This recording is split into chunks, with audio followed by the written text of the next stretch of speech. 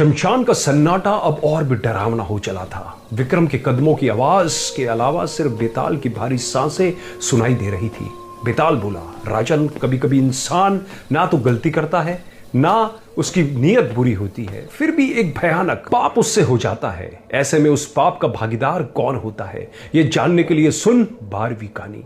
कहानी वाराणसी के एक सात्विक ब्राह्मण हरिस्वामी की है।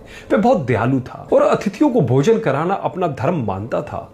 एक दिन उसकी पत्नी ने खीर बनाई और हरिस्वामी आंगन में बैठकर एक भूखे ब्राह्मण अतिथि को वह खीर परोस रहा था। उसी समय आसमान में एक अजीब घटना हुई। एक बाज अपने पंजों में एक सांप को दबोचकर उड़ रहा था। सांप बाज की पकड़ से छूटने के लिए छटपटा रहा था। आत्मरक्षा और दर्द के कारण सांप ने अपना जहर उगल दिया।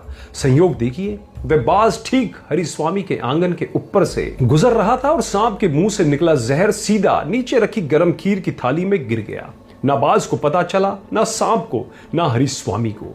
अतिथि ब्राह्मण ने वह जहरीली खीर खा ली और खाते ही तड़प तड़प कर उसकी मृत्यु हो गई। जब सच सामने आया तो हरिस्वामी को ब्रह्म हत्या का दोषी माना गया।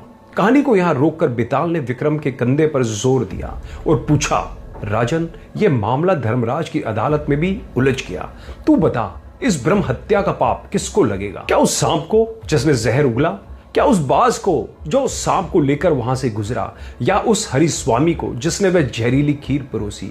याद रखना, अगर तूने सही जवाब जानते हुए भी चुप्पी साधी तो तेरे सिर के हजारों टुकड़े हो जाएंगे। विक्रमादित्य ने शांत और गंभीर स्वर में उत्तर दिया, बेताल, ध्यान से सुन, इनमें से किसी को भी पाप नहीं लगेगा। क्यों?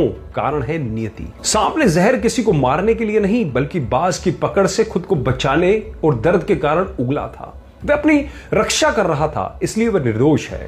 बाज अपना भोजन लेकर जा रहा था। उसे नहीं पता था कि नीचे खीर रखी है। उसका कोई दोष नहीं है। हरिस्वामी ने जो दान दिया वह पवित्र भावना से दिया। उसे सपने में भी नहीं पता था कि खीर में जहर गिर गया है।